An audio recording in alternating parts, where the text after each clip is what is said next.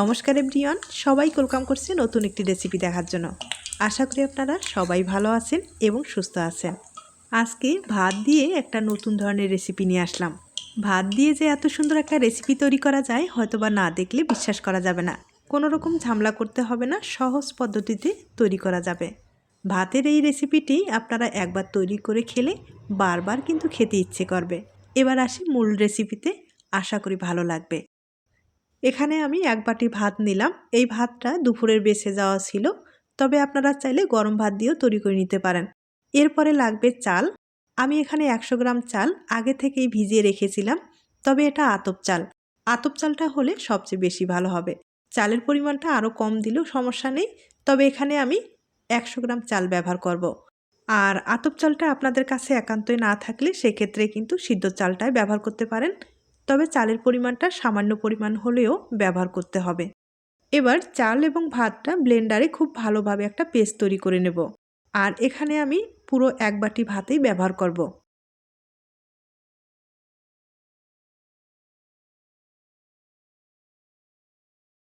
এবার আমি চালটা দিয়ে দিব। তবে হ্যাঁ, এই চালটা 2 ঘন্টা আগে ভিজিয়ে রেখেছিলাম, অনেকটাই নরম হয়েছে। এখন কিন্তু দিয়ে দিব। আর সিদ্ধ চাল হলে প্রায় কিন্তু 3-4 ঘন্টার মতো ভিজিয়ে রেখে এরপরে দিয়ে দিবেন, তাহলে ভালো একটা পেস্ট তৈরি হবে। এরপরে হাফ বাটি আমি নারকেল কোরানো দিয়ে দিব। নারকেল কোরানোটা ব্যবহার করলে খেতে কিন্তু খুব ভালো লাগবে। এরপরে এখানে স্বাদ মতো চিনি ব্যবহার করব। চিনি এখানে 2 টেবিল চামচ ব্যবহার করব। আপনারা কিন্তু কম বেশি করে ব্যবহার করতে পারেন। এরপরে 1 চামচ সয়াবিন তেল ব্যবহার করলাম। আর এখন সামান্য পরিমাণে একটু জল অ্যাড করে দেব। জলের পরিমাণ কিন্তু একবারে কম করে দিতে হবে। এখানে চাইলে আপনারা দুধটাও ব্যবহার করতে পারেন। তবে ভালোভাবে কিন্তু পেস্টটা তৈরি করে নিতে হবে, যাতে চালের যে আমরা পেস্টগুলো তৈরি করে থাকি একই প্রসেসে কিন্তু পেস্টটা যেন তৈরি হয়।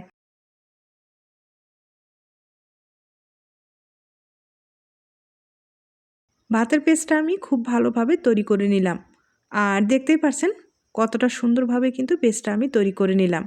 তবে এখনও কিন্তু ভিতরে একটু দানা রয়ে গেছে, তার জন্য অবশ্যই চেলে নিতে হবে।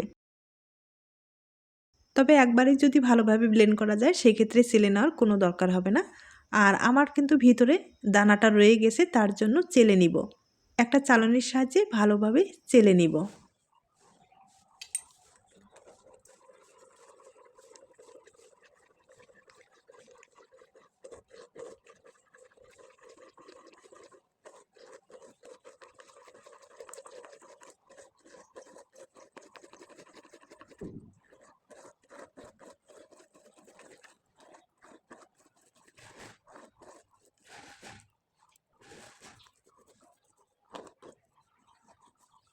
ভাতের পেস্টটা আমি খুব ভালোভাবে চেলে নিলাম।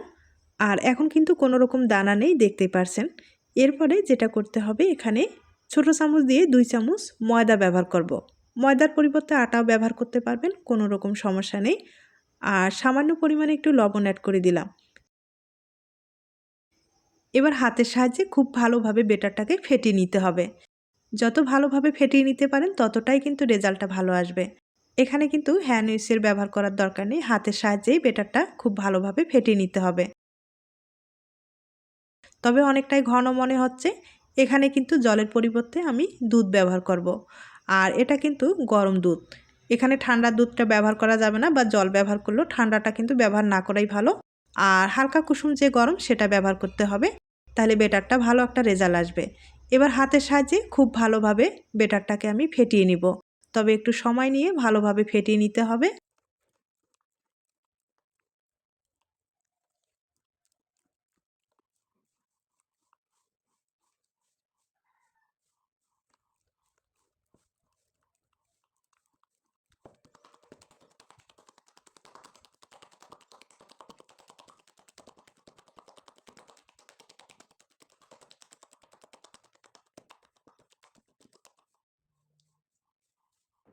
বেটারটা আমি খুব ভালোভাবে তৈরি করে নিলাম, দেখতেই পারছেন কোনো রকম কিন্তু দানা নেই।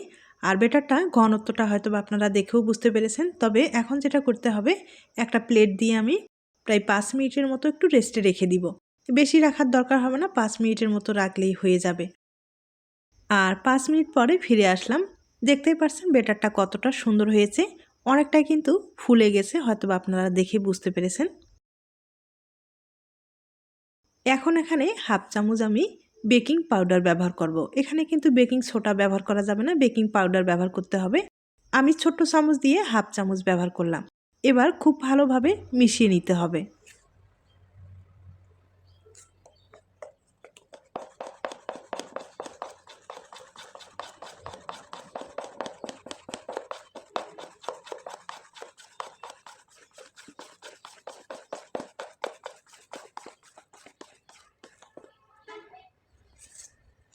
আমি ভালোভাবে মিশিয়ে নিলাম।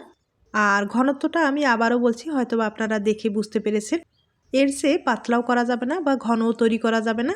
আর এখন কিছুটা বেটার একটা স্টিলের গ্লাসে আমি ঢেলে নিব।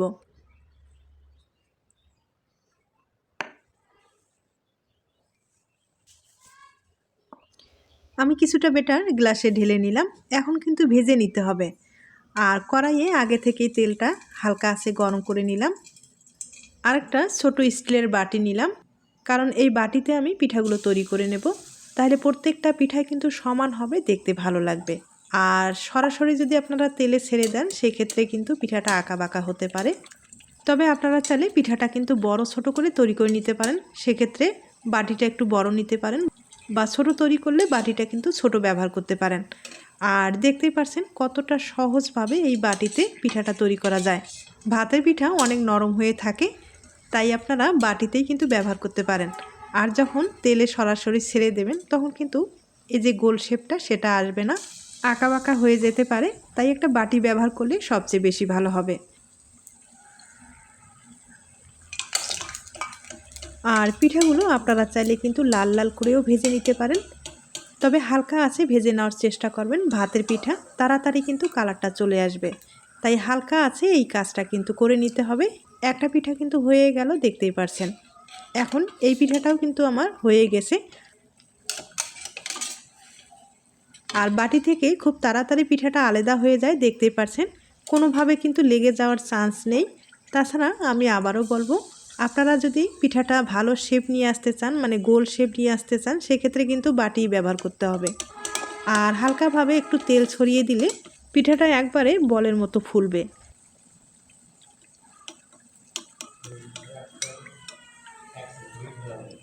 কড়াইটা কিন্তু একবারে ছোট, আপনাদের বড় কড়াই হলে একবারেই কিন্তু অনেকগুলো পিঠা আপনারা তৈরি করে নিতে পারেন। আবারও বলবো, হালকা আছে এই পিঠাগুলো ভেজে নিতে হবে। দেখতেই পারছেন হালকা কালার কিন্তু আমি নিয়ে এসেছি, একবারে লালচে যে কালারটা সেটা করিনি। আপনারা চাইলে একবারে মুচমুচে করে লাল লাল করে ভেজে নিতে পারেন।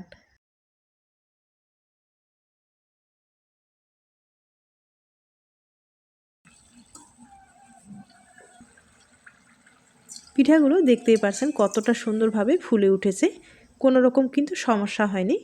আপনারা চাইলে হঠাৎ কোনো অতিথি আপ্যায়নে ঝটপট এই পিঠাটা কিন্তু তৈরি করে দিতে পারেন। আর কাউকে এই ভাতের পিঠাটা খোয়ালে আপনারা যদি না বলেন তাহলে কিন্তু বুঝতেই পারবে না এটা ভাত দিয়ে তৈরি করা হয়েছে। আর ভাতের পিঠা খেতে কিন্তু ভীষণ সুস্বাদু, তাছাড়া এতটাই নরম হয়ে থাকে মুখে দিলেই কিন্তু মিলিয়ে যাবে। সেই ধরনের একটা পিঠা আপনারা চাইলে সহজ পদ্ধতিতে ভাত দিয়ে তৈরি করে নিতে পারেন।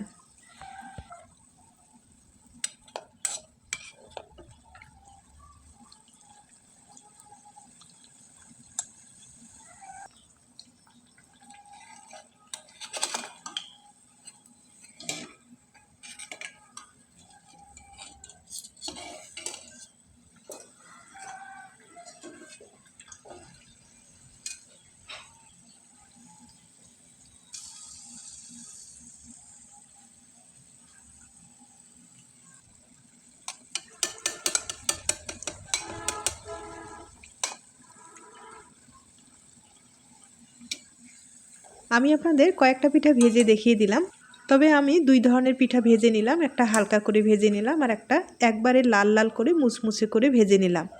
দুইটা পিঠাই আমি আপনাদের ভেঙে দেখিয়ে দেব। তার আগে ছোট্ট একটা রিকোয়েস্ট থাকবে, পিঠার এই রেসিপিটি আপনাদের কাছে যদি ভালো লেগে থাকে বা আপনার কোনো উপকারে আসতে পারে তাহলে কিন্তু একটা লাইক দিতে পারেন। আর এখন আমি দুইটা পিঠা আপনাদের ভেঙে দেখিয়ে দিচ্ছি। এটা কিন্তু হালকা করে ভেজে নিলাম, মানে কালারটা একবারে হালকা এসেছে। আর কয়েকটা আমি লাল লাল করে একবারে মুচমুচে করে ভেজে নিলাম, সেটাও ভেঙে দেখিয়ে দেব। আর পিঠার ভিতরটা দেখতেই পাচ্ছেন কতটা সুন্দর হয়েছে, কোনো রকম কিন্তু দানা নেই। আর একবারে তুলোর মতো হালকা, হয়তোবা আপনারা না ধরলে বা না খেলে বুঝতে পারবেন না, তার জন্য অবশ্যই ট্রাই করে দেখতে হবে। এরপরে কয়েকটা পিঠা আমি একবারে লাল লাল করে ভেজে নিলাম, সেগুলো একটা ভেঙে আপনাদের দেখিয়ে দিচ্ছি।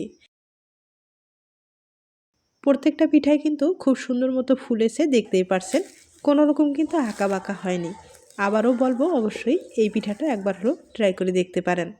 তাহলে আজ এ পর্যন্ত, নতুন কোনো রেসিপির সাথে আবার দেখা হবে।